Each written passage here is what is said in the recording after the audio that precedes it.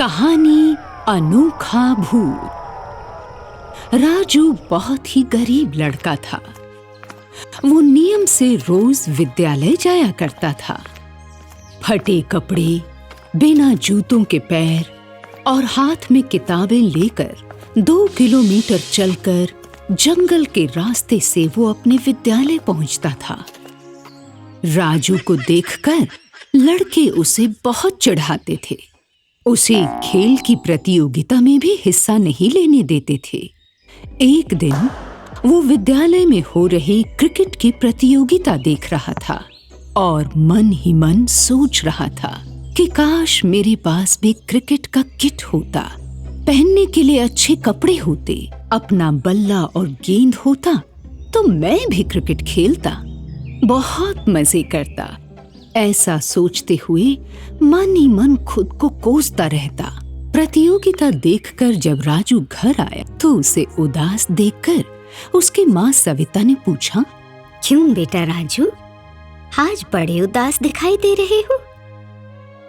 क्या बात है बेटा? नहीं माँ, कोई बात नहीं है, थोड़ा सा थक गया हूँ इसलिए चुप था। बता बेटा बता, अच्छे बच्चे अपनी माँ से कुछ नहीं छिपाते। पहले तो तू मुझसे कुछ भी नहीं छिपाता था, और आज कैसे थक गया? कुछ बोलता क्यों नहीं? देखो माँ, मैं अपनी मन की बात बताता हूँ, मगर वादा करो तुम सुन के दुखी नहीं होगी। बता बेटा बता, बता मेरे राजू, मैं वादा करती हूँ मैं सुन के दुखी नहीं होऊंगी। माँ, मुझे भी क्रिकेट खेलने का शौक है, लेकिन खेल नहीं पाता हूँ। अपने घर की स्थिति देखकर कभी क्रिकेट नहीं खेल पाता हूँ। नहीं बेटा नहीं, अपने ऊपर विश्वास रखो, सब ठीक हो जाएगा। तुम्हारे भी अच्छे दिन आएंगे। तू भी स्कूल में क्रिकेट खेलेगा, मैं खुद तेरे लिए बैट, बल्ला और क्रिकेट खेलने का सारा सामान भी लेकर आऊंगी। अगले दिन मन में क्रिकेट वाली बात को सोचते हुए राजू जंगल वाले रास्ते से गुजर रहा था कि तभी वहां पर बरगद का पेड़ बिना हवा चले ही हिलने लगा। पेड़ को इस तरह हिलते देख राजू रुक गया और उस पेड़ में से बच्चे की आकृति वाला एक डरावना भूत प्रकट होके राजू के सामने आता है। देख राजू, तेरा भी कोई दोस्त नहीं है, मेरा भी कोई दोस्त नहीं है, इसलिए हम दोनों दोस्त बन जाते हैं और इस घने जंगल में खूब खेलेंगे। बोल राजू, कैसा रहेगा? अनोखे भूत को देखकर राजू कहता है, अरे तेरे चेहरे को देखकर तो मुझे बहुत डर लग रहा है, कहीं तो मुझे मारेगा तो नहीं? अरे नहीं राजू नहीं, अगर तू मेरा दोस्त बनेगा तो मैं तेरी मदद करूंगा। जो तुझे परेशान करेगा मैं उसकी जान ले लूंगा। भूत की बात सुनकर राजू बेहद खुश हो गया और फिर जंगल में दोनों ने खूब खेला। उस दिन राजू ने अपने स्कूल का पूरा समय खेल में बिताया और फिर घर लौट आया। राजू रात को सोते वक्त फिर अपनी गरीबी के बारे में सोचता है। तब तक वही भूत उसके कमरे तक पहुंच जाता है। बोल राजू, तू क्यों परेशान है? मैं तेरी परेशानी दूर कर देता हूँ। भूत राजू को एक जादुई छड़ी देता है और कहता है कि इस छड़ी से जो भी मांगोगे वो तुम्हें मिल जाएगा। ये लो राजू, अब मैं जा रहा हूँ। अरे दोस्त, तू इतनी रात में कहाँ जा रहा है, अकेले अकेले? अरे वहीं अपने बरगद के पेड़ पे पर एक बात ध्यान रखना, कल खेलने जरूर आना। और हाँ, छड़ी और मेरे बारे में किसी को कुछ मत बताना, नहीं तो मैं तुम्हारा दुश्मन बन जाऊंगा, तुम्हें मार दूंगा। भूत राजू से ये सारी बातें कहकर गायब हो जाता है। तो राजू सोचता है, देखता हूँ इस छड़ी का कमाल, वो भूत सही कह रहा था या गलत। ऐसा सोचकर राजू जादुई छड़ी से कहता है, ए जादुई छड़ी, दिखा दे अपना कमाल और कर दे मुझे माला माल। छड़ी से इतना कहते ही छड़ी का रंग लाल हो जाता है और छड़ी उसे सोने से भरा एक थैला देती है, जिसे देखकर राजू बहुत खुश होता है। सुबह होते ही वो सोने का थैला अपने पिताजी को देता है। तो उसके पापा उससे पूछते हैं, अरे राजू बेटा, ये बैग कहाँ से आया? पापा, ये बैग मुझे स्कूल से आते समय रास्ते में मिला था। राजू के पापा उस थैले में से धीरे धीरे सोना शहर में बेचते हैं और कुछ ही दिनों में अच्छा सा घर बनवाकर गांव के सबसे अमीर व्यक्ति बन जाते हैं। गांव का मुखिया अपने मन में सोचता है कि राजू का पिता हरिया एकाएक इतना अमीर कैसे हो गया। जरूर कोई गलत काम करता होगा। आज तो शाम को चौपाल पर बुलाकर उससे पूछना ही पड़ेगा। मुखिया शाम को चौपाल पर हरिया को बुलाता है। हरिया, तू सच सच बता, इतना धन कहां से लाया? क्या तेरे खेत में सोना उगना शुरू हो गया है? नहीं नहीं मुखिया जी, ये तो राजू ही बता सकता है ये बैग कहाँ से आया है।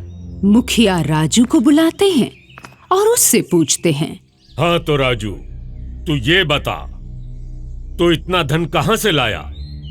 मुखिया के पूछते ही भूत चौपाल पर आ जाता है, जो केवल राजू को ही दिखता है। वो राजू से कहता है, राजू, ये सब गांव वाले तुमसे चिढ़ने लगे हैं। ना तो छड़ी के बारे में बताना और ना मेरे बारे में। हाँ, तो इनसे कुछ मत कहना, मैं अपने आप निपट लूंगा, मैं इनसे अपने आप निपट लूंगा। मुखिया कहता है, तू खड़ा खड़ा क्या देख रहा है राजू? तू सही सही बता, नहीं तो तुझे और तेरे पिता को ऐसा दंड दूंगा कि तू याद रखेगा। मुखिया की बात सुनकर राजू कहता है, मैं आपकी बातों से डरने वाला नहीं हूँ। मैं कहाँ से धन लाता हूँ किसी को बताने वाला नहीं हूँ। अगर मैंने ये बता दिया तो गांव में भूचाल आ जाएगा, तुम सारे मारे जाओगे। मुखिया आदेश देते हुए बोलते हैं, गांव वालों, इन दोनों को तुम पेड़ से बांध दो और तब तक कोड़े बरसाओ जब तक ये सच ना बता दें। मुखिया जी का आदेश सुनते ही गांव वाले राजू और हरिया को पेड़ से बांध देते हैं और जैसे ही उन्हें कोड़ा मारते हैं कि तभी भूत आ जाता है।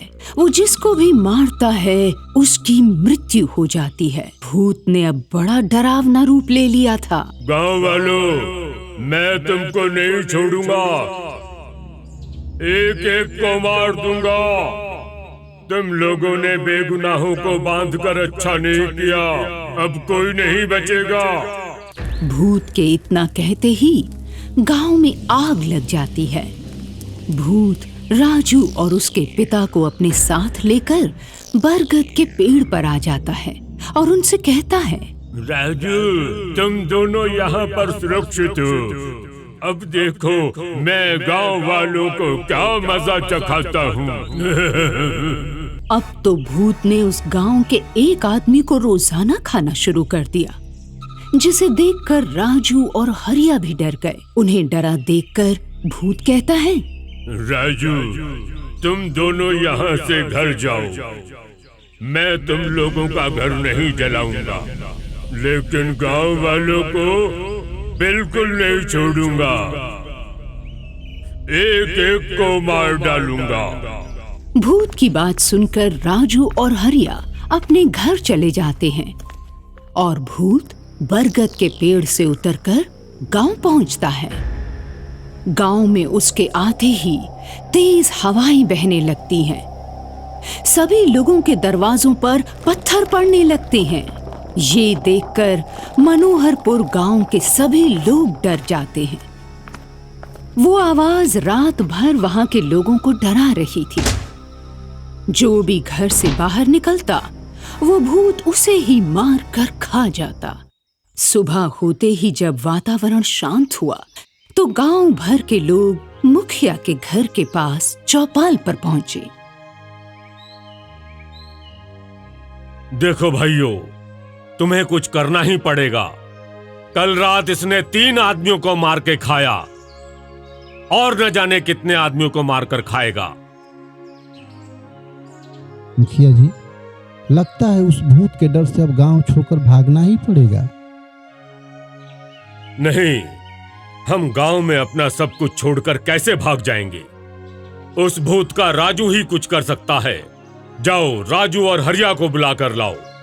जी प्रधान जी, मैं अभी बुला कर लाता हूँ।